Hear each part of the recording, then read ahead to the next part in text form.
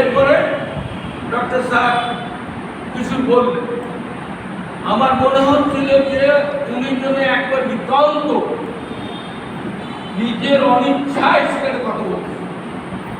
শেষ পর্যন্ত হলো যে স্যার আমরা একটা মসজিদ করবো, সেই মসজিদের জন্য জায়গা টাকাতে নিয়ে এসলাম আর আপনাকে সকলে আমাকে আগে বলতেন এখানে তো আপনার মেহবুবকে নিয়েছিলাম, আপনাদের প্রোগ্রাম কি জন্য আনলেন, কেন কি, সেগুলো তো আমার জানা থাকতে, তাহলে আমার কথাগুলো হবে সেই ভাবে সেই ব্যাপারে যাও। ওখান থেকে কিছু কথা হলো, হওয়ার পরে আমি নিজের দুঃখে ক্ষোভে আমি কেঁদে ফেলার মতো, যে জন্য আমি চাচ্ছিলাম না যে স্যার আসুক। 4 বার না 5 বার কাছে সিটি করলাম, আমি মুন্তাসির সাংঘাতিক করতাম, ওনাকে করে দিলাম তোমার কথা ব্যাখ্যা করবো যাও।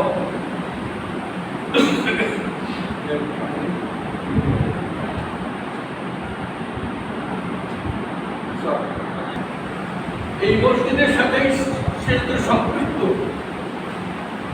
ওনাকে ওখান থেকে আমরা সব থাকলাম, কয়েকজন মিলি নিয়ে গিয়ে ওই গল্প দেখা গেল যেখানে ওই মসজিদ। পরে আমি শুনলাম ওখানে একটা মসজিদ হবে, তুমি কিছু জানো না, আমি জানি আমাকে একটা সম্পূর্ণ অজ্ঞতা রাখা হবে। তারপর সেই জমি দখল হলো, দলিল করা হলো, তাদের দলিল কিভাবে তো আপনারা ভালো জানেন। সেখানে ছিল, সেখানে কিন্তু জমিয়তে আহলে হাদিসের নাম ছিল, কিন্তু মসজিদ আর জমিয়তে আহলে হাদিসের থাকলে ওখানে মসজিদ হলো। প্রথম উনি নিজে একদিন আমাকে দুঃখ করে বলতেছেন, সেদিকে এত কষ্ট করে আমি তোমাদের ওই মসজিদটা পাঠিয়ে দিলাম, ওরা রক্ষা করতে পারলে না, এটা তার আর আমি যেখানে বলছি সেখানে বসে মিথ্যে বলার কোনো স্বার্থ না। এবং নিজে বংশাল মসজিদে দাঁড়িয়ে জীবনে যা করেনি ডক্টর মোহাম্মদ আব্দুল্লাহ, কারো জন্য যা করেনি, যে বংশালের ভাইরা আমি আপনাদের কাছে ভিক্ষার হাত বাড়াচ্ছি, আমি এক থেকে ওয়াদা করে এসেছি সেখানে তাদের একটা মসজিদের জন্য জায়গা কিনে দিতে হবে, আপনার কতটুকু সাহায্য করবে না। ডক্টর মোহাম্মদ আব্দুল বাড়ির এই কথা বলা বংশালাকে আমরা চিন্তা করতে পারি। বংশালারা যদি পারত তো ডক্টর বাড়ির পায়ের পা ভিড় পান করতে, আপনার সত্য আপনার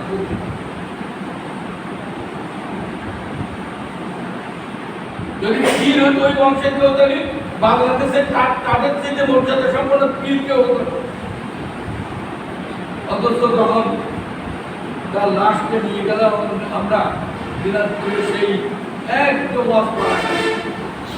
ছোট্ট বোধহয় 15,000 বা 20,000 একটা জায়গা ঘেরা, এমনটুকু 5 মিটার পানি, এইটি হলো আব্দুল হাদি সাহেবের, পেটু সাহেবের দাদা, এই হলো আব্দুল্লাহ বাকি সাহেবের, এই হলো আব্দুল্লাহ কাকি সাহেবের, এইভাবে গর্ত করা হয়েছে ডক্টর মোহাম্মদ আব্দুল বাড়ি। কোনো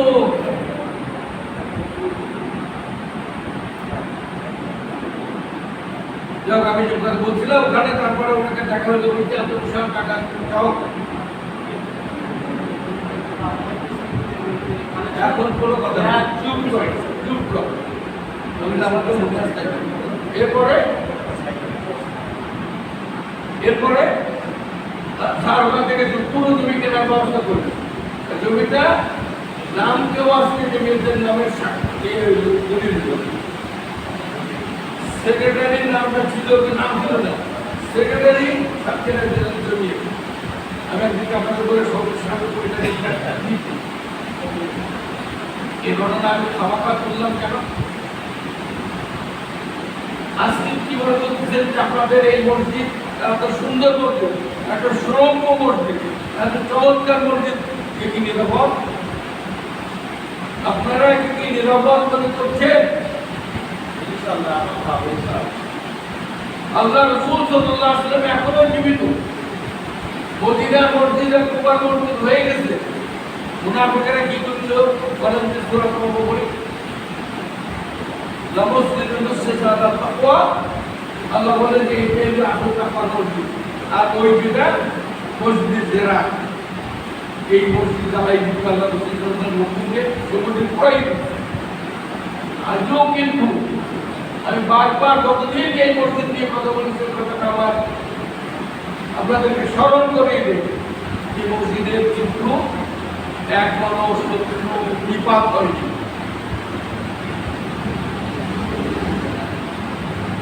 আপনাদেরকে এই মসজিদ আপনাদের সন্তানের মতো ভাবা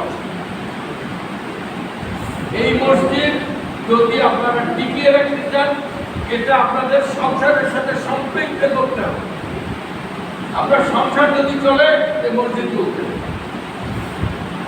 এই মসজিদের সার্বিক কর্মকাণ্ড এই সংগঠন যেটা কলরা এলাকা থেকে এবং কলরা এই মসজিদের শাখা থেকে তাদের দায়িত্ব কিন্তু অপরিসীম। আমরা যদি আল্লাহ আল্লাহর কাছে পৌঁছে দিই একজন আমরা বাঁচতে পারি। দোকানি ভুলবুদ্ধি এক মহিলার কাছ থেকে আমি ৩৩ লাখ টাকা নিয়ে আসলাম আর সে মসজিদ থাকলো না।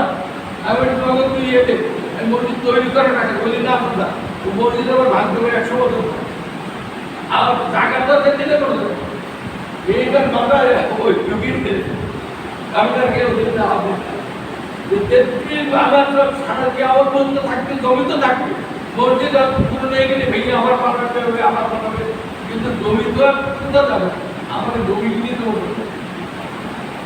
আমি তো দিয়েই ফেলিলাম কবরস্থানে তুমি আর চালিয়ে যেতে আপনি যখন মসজিদের কথা বলছিলেন তা আমি ওভার বলা এখন যেটা আমার কথা সেটা এটাকে রক্ষার জন্য আপনাদের সাংগঠনিক যে প্রক্রিয়া এটা আরো সফল।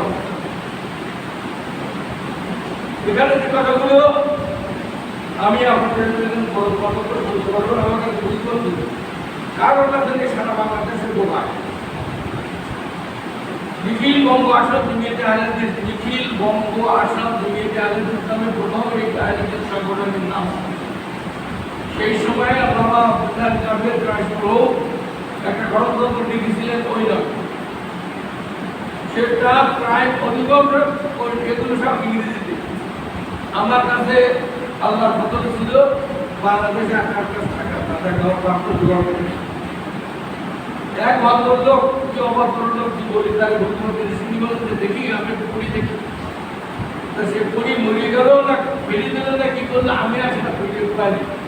আমার কাছে আজ পর্যন্ত এই ঘন্টা হলো শেষ এবার বোধ হয় কাউন্সিলের দ্বিতীয় পরবর্তী ঘন্টা আসবে এটা হলো এই শেষ যে খণ্ডটা হলো অষ্টম সংস্করণ আমার কাছে দ্বিতীয় থেকে আসে। এর মধ্যে যে ভাষায় যেভাবে কথা বলেছেন আমি একটুখানি আপনাদেরকে স্মরণ করে দিতে চাচ্ছি সেটা হলো আমাদের একসময় লা ইলাহা ইল্লাল্লাহ মুহাম্মদ রাসূলুল্লাহ পড়া বন্ধ হয়ে গেল জানেন জানেন একসাথে পড়া যাবে না জানেন না এখনো আছে কোথায় আমরা বন্ধই করে দিই। ইনি লিখতেছেন আহলে হাদিস আন্দোলনের মূল মন্ত্র আহলে হাদিস আন্দোলন ধর্মের আগের থেকেই গঠিত আহলে হাদিস আন্দোলনের আমরাই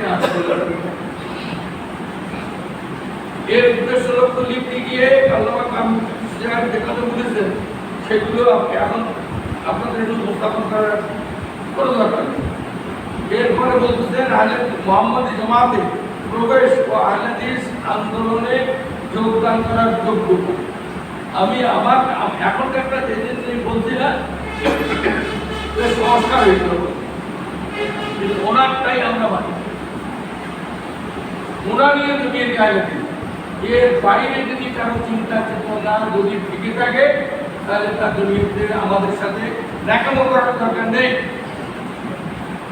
আমার কথা কিন্তু স্পষ্ট এই চিন্তা চেতনার বাইরে যদি থাকে কেউ আপনি যদি আওয়ামী লীগ করেন আমি জানি না আমরা কে কোন দল করেন এ যদি জয় বাংলা না বল করে তার আওয়ামী লীগ রাখবে কারণ আমার জয় বাংলা বলে রাখতে হবে না সে তার আওয়ামী লীগ রাখবে যত বড় বাধ্যতা।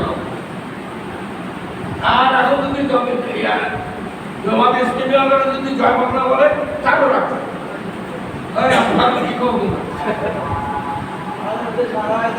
আর বিএনপি আন্দোলনে কি করবো তা ঠিক করে দিয়েছে। জয়ের দিকে যাবে না, জিন্দাবাদের দিকে যাবে না, আমি আমার কাছে শোনা কথা এই আপনারা কোন দরকার আমার যায় আসে। আমরা মামার জয় দেখি কোন দিক যায়, কোন দিক। এখানে যে কথাটি উনি বলেছিলেন শুনে নেন, এ শোনার জন্য আপনারা আগ্রহে সবাই পাবেন কেন জানি না। মোহাম্মদ ইমাদের প্রবেশ এবং আহলে আন্দোলনে করার জন্য ভর্তি ফিস নাই।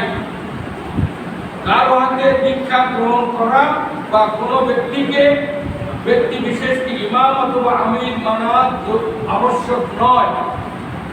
পার্থক্যটা বুঝে নেন। কলেমাতে এই ব্যাপারটুকু গেল, আবার সাথের সাথে কথা বলবো থাকতে বলে আমি ভাই বলবো বাঘটা কাটা, কি দুর্ভাগ্য আমার কিনতে কিনে কয়েক গেল আমি বিক্রি হতে পারি। কথা বলেছেন এবার ওনাদের এক অতঃপর কদিন আগে গ্রহণ করে দাঁড়িয়ে বলতেছে আলেমদের মধ্যে করে তো রাজনীতি করে চিন্তা দেয় নেই, গায়ে পর্যন্ত যাও যে ওই রবির পাঁচালিশ এই জেলা সেটাকে সব, আর সেখানে আমাদেরকে ডক্টর আব্দুল বারিকে আল্লাহ আব্দুল্লাহ কাদের তাকে রহমতুল্লাহকে রাজনীতি শেখাচ্ছে। এর কি বলতেছেন উনি? তাদের প্রথম শর্ত হলো যে আমাদের আমির সাহেবের হাতে হাত দিয়ে বাইর করতে হবে। জানেন আপনারা কেউ করেছেন, কেউ গেছেন, কেউ? আমি দেখা লোক আমার মেলা লোক আমার কাছে করেছি আপনাদের আমি পড়ে গিয়ে তুলে আসছে ওখানে মধ্যে দরকার বলে কি জানি আমার ভাড়াটা তো দেখে ওখানে শুধু ওয়াল হয় আর ওখানে কিন্তু সব ওই হাতে হাতে দিয়ে নাকি ওকে বলতে করছে সেটা করে এই গলাতে ইসলামের বন্ধন নিয়ে যাবে আর সব হুড়মুড় করে যাবে জাহান নামে নীতি বেশি সকলে আসবে। আমি দেখতে গেলাম দেখবো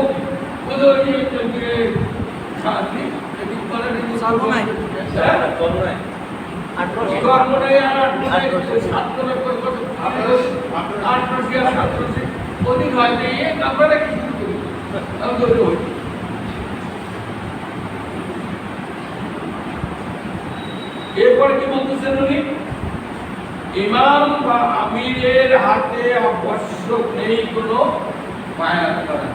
উনি ফতোয়া দিলেন যে বায়াত না করলে ইসলাম থেকে বেরিয়ে জাহেলিয়াতে মৃত্যু হবে। আমি কিন্তু তাকে ছাড়িনি। আমার মানে দিনের বন্ধু কিন্তু 6 বছর একসাথে করেছি এবং দিলেন। হ্যাঁ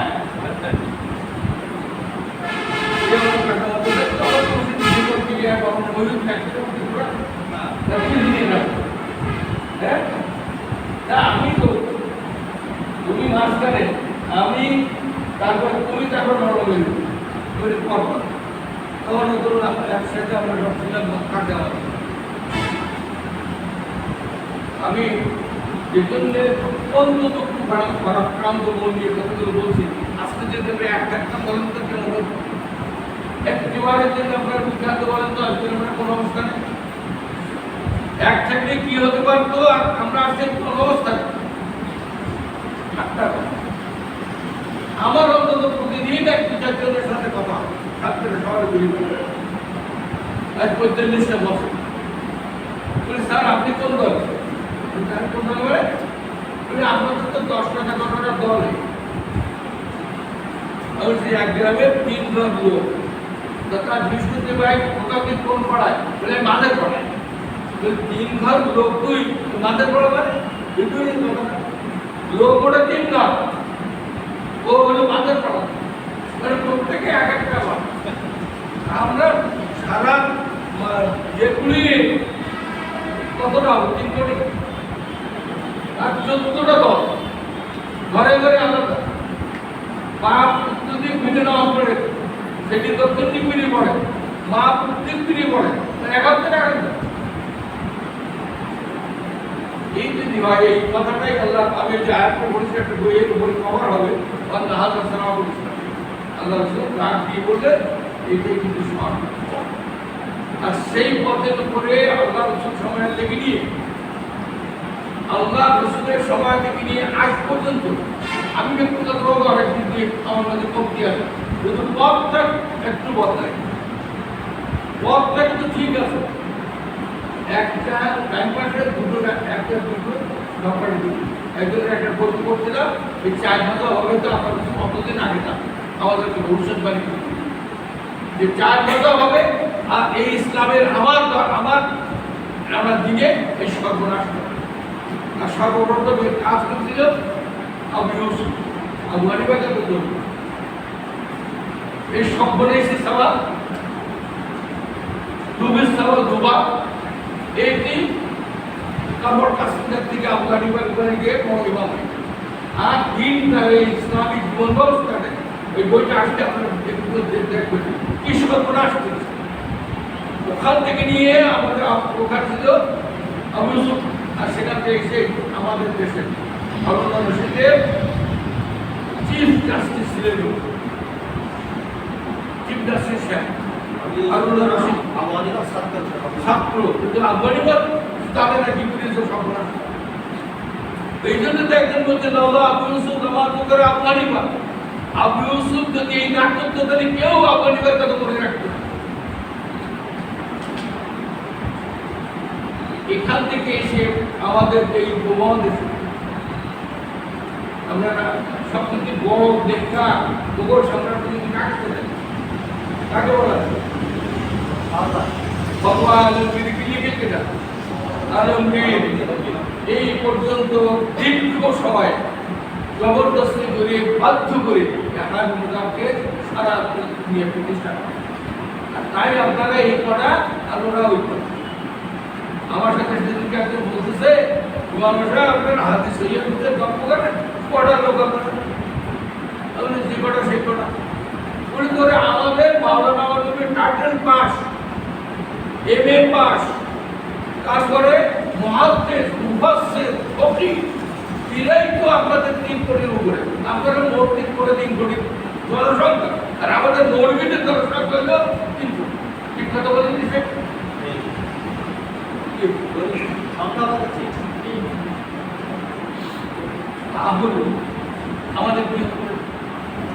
আমাদের কতটা সমত, কতটা নিজেদের সম্পর্কে জানতেন, কতটা আমাদের নিজেদের সম্পর্কে আপনাকে আমার লজ্জা এই তরিকে মোহাম্মদ দিয়া টাকা পারতেন এই আগে হাত করি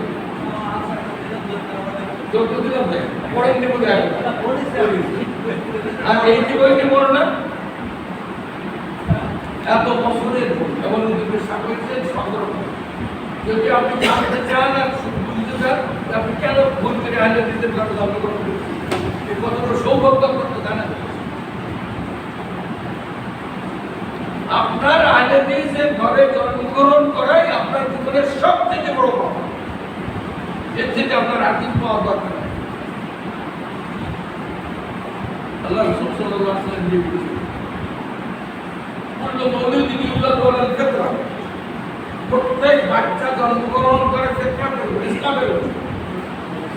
আবাওয়াহু ইউহাবিদানিহি ওয়া ইউনাসিরানিহি ওয়া ইসলাম, তার বাপ দাদারা কি করে ইহুদি নাসারা আর ইহুদি বানায়। আমরাও মনে করি যে প্রত্যেক বাচ্চা আলেমই জন্মগ্রহণ করে, তার বাপ দাদারা তাদেরকে হানাফি বানায়, শাফি বানায়, মালিকি বানায়। এমন অবস্থা আমি প্রতিদিন আমার মসজিদে যখনই নামাজ পড়াই থাকি আগে বলে যে শাফি আমার মনে টিভি গেলে মসজিদে কাল আমাদের নামাজ পড়ছিলাম একদিন আমার কথা বুঝতে না কি পায় পায় পায় পায় আজ পায় আমি একটা চৌধুরী সাহেব, আমি একটা খাঁ সাহেব, আমার পায়ে একটা পা মিলে